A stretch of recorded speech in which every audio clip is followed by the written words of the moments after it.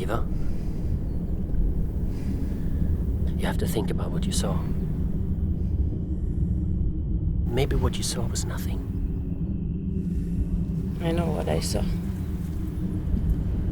We'll find her.